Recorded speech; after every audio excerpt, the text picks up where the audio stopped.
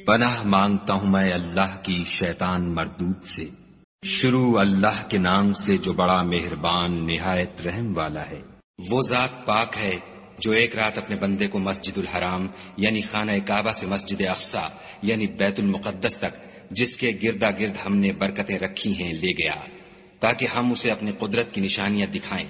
بے شک وہ سننے والا اور دیکھنے والا ہے۔ اور ہم نے موسیٰ کو کتاب عنایت کی تھی اور اس کو بنی اسرائیل کے لیے رہنما مقرر کیا تھا کہ میرے سوا کسی کو کارساز نہ ٹھہرانا۔ اے ان لوگوں کی اولاد جن کو ہم نے نوح کے ساتھ کشتی میں سوار کیا تھا، بے شک نوح ہمارے شکر گزار بندے تھے۔ اور ہم نے کتاب میں بنی اسرائیل سے کہہ دیا تھا کہ تم زمین میں 2 دفعہ فساد مچاؤ گے اور بڑی سرکشی کرو گے۔ بس جب پہلے وعدے کا وقت آیا تو ہم نے اپنے سخت لڑائی لڑنے والے بندے تم پر مسلط کر دیے اور وہ شہروں کے اندر پھیل گئے اور وہ وعدہ پورا ہو کر رہا۔ پھر ہم نے دوسری بار تم کو ان پر غلبہ دیا اور مال اور بیٹوں سے تمہاری مدد کی اور تم کو جماعت کثیر بنا دیا۔ اگر تم نیکوکاری کرو گے تو اپنی جانوں کے لیے کرو گے اور اگر اعمال بد کرو گے تو ان کا وبال بھی تمہاری ہی جانوں پر ہوگا۔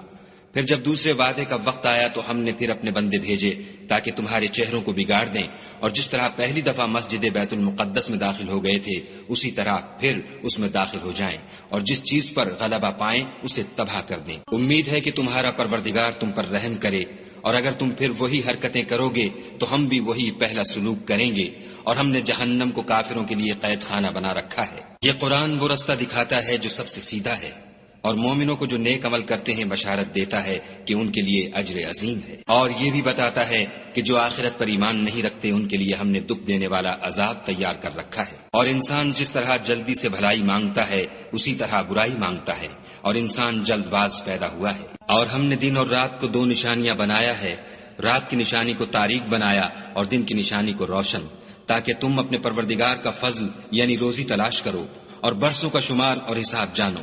اور ہم نے ہر چیز کی بخوبی تفصیل کر دی ہے، اور ہم نے ہر انسان کے اعمال کو بصورت کتاب اس کے گلے میں لٹکا دیا ہے، اور قیامت کے روز وہ کتاب اسے نکال دکھائیں گے جسے وہ کھلا ہوا دیکھے گا۔ کہا جائے گا کہ اپنی کتاب پڑھ لے، تو آج اپنا آپ ہی محاسب کافی ہے۔ جو شخص ہدایت اختیار کرتا ہے تو اپنے لیے اختیار کرتا ہے، اور جو گمراہ ہوتا ہے تو گمراہی کا ضرر بھی اسی کو ہوگا۔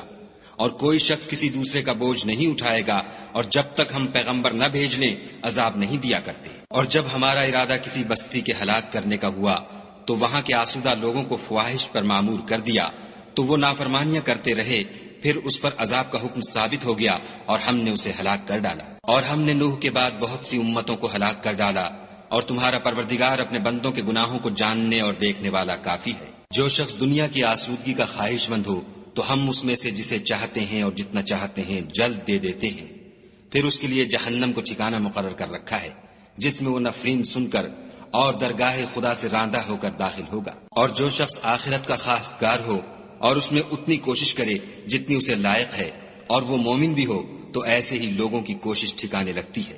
ہم ان کو اور ان کو سب کو تمہارے پروردگار کی بخشش سے مدد دیتے ہیں، اور تمہارے پروردگار کی بخشش کسی سے رکی ہوئی نہیں۔ دیکھو ہم نے کس طرح بعض کو بعض پر فضیلت بخشی ہے، اور آخرت درجوں میں دنیا سے بہت برتر اور برتری میں کہیں بڑھ کر ہے۔ اور خدا کے ساتھ کوئی اور معبود نہ بنانا کہ ملامتیں سن کر اور بے کس ہو کر بیٹھے رہ جاؤ گے۔ اور تمہارے پروردگار نے ارشاد فرمایا ہے کہ اس کے سوا کسی کی عبادت نہ کرو، اور ماں باپ کے ساتھ بھلائی کرتے رہو۔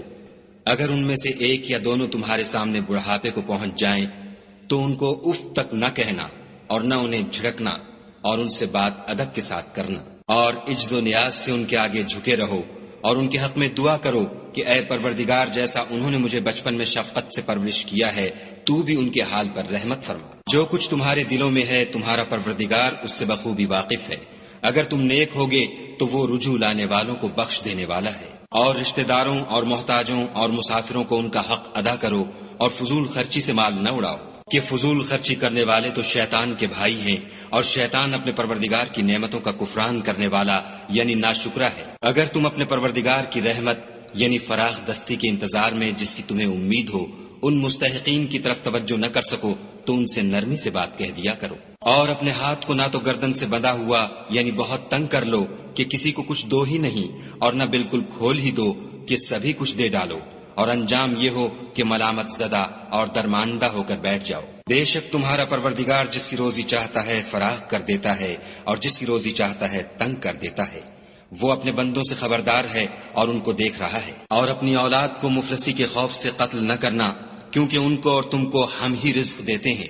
کچھ شک نہیں کہ ان کا مار ڈالنا بڑا سخت گناہ ہے۔ اور زنا کے بھی پاس نہ جانا کہ وہ بے حیائی اور بری راہ ہے۔ اور جس جاندار کا مارنا خدا نے حرام کیا ہے اسے قتل نہ کرنا مگر جائز طور پر، یعنی بفتوی شریعت۔ اور جو شخص ظلم سے قتل کیا جائے ہم نے اس کے وارث کو اختیار دیا ہے کہ ظالم قاتل سے بدلہ لے، تو اس کو چاہیے کہ قتل کے قصاص میں زیادتی نہ کرے کہ وہ منصور و فتح یاب ہے۔ اور یتیم کے مال کے پاس بھی نہ پھٹکنا مگر ایسے طریق سے کہ بہت بہتر ہو، یہاں تک کہ وہ جوانی کو پہنچ جائے۔ اور عہد کو پورا کرو کہ عہد کے بارے میں ضرور پرسش ہوگی۔ اور جب کوئی چیز معاف کر دینے لگو تو پیمانہ پورا بھرا کرو، اور جب تول کر دو تو ترازو سیدھی رکھ کر تولا کرو، یہ بہت اچھی بات اور انجام کے لحاظ سے بہت بہتر ہے۔ اور اے بندے، جس چیز کا تجھے علم نہیں اس کے پیچھے نہ پڑ کہ کان اور آنکھ اور دل ان سب جوارح سے ضرور باز پرس ہوگی۔ اور زمین پر اکڑ کر اور تن کر مت چل کہ تو زمین کو پھاڑ تو نہیں ڈالے گا اور نہ لمبا ہو کر پہاڑوں کی چوٹی تک پہنچ جائے گا۔ ان سب عادتوں کی برائی تیرے پروردگار کے نزدیک بہت ناپسند ہے۔ اے پیغمبر صلی اللہ علیہ وآلہ وسلم، یہ ان ہدایتوں میں سے ہیں جو خدا نے دانائی کی باتیں تمہاری طرف وحی کی ہیں، اور خدا کے ساتھ کوئی اور معبود نہ بنانا کہ ایسا کرنے سے ملامت زدہ اور درگاہ خدا سے راندہ بنا کر جہنم میں ڈال دیے جاؤ گے۔ مشرکو، کیا تمہارے پروردگار نے تم کو تو لڑکے دیے اور خود فرشتوں کو بیٹیاں بنایا؟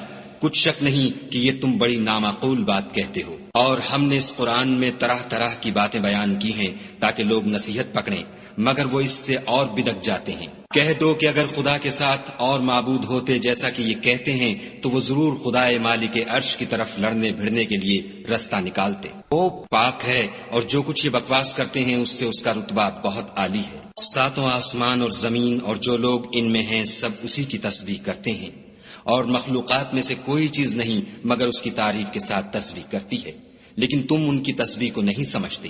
بے شک وہ بردبار اور غفار ہے۔ اور جب تم قرآن پڑھا کرتے ہو تو ہم تم میں اور ان لوگوں میں جو آخرت پر ایمان نہیں رکھتے حجاب پر حجاب کر دیتے ہیں، اور ان کے دلوں پر پردہ ڈال دیتے ہیں کہ اسے سمجھ نہ سکیں، اور ان کے کانوں میں ثقل پیدا کر دیتے ہیں۔ اور جب تم قرآن میں اپنے پروردگار یکتا کا ذکر کرتے ہو تو وہ بدک جاتے اور پیٹھ پھیر کر چل دیتے ہیں۔ یہ لوگ جب تمہاری طرف کان لگاتے ہیں تو جس نیت سے یہ سنتے ہیں ہم اسے خوب جانتے ہیں، اور جب یہ سرگوشیاں کرتے ہیں یعنی جب ظالم کہتے ہیں کہ تم تو ایک ایسے شخص کی پیروی کرتے ہو جس پر جادو کیا گیا ہے، دیکھو انہوں نے کس کس طرح کی تمہارے بارے میں باتیں بنائی ہیں، سو یہ گمراہ ہو رہے ہیں اور رستہ نہیں پا سکتے۔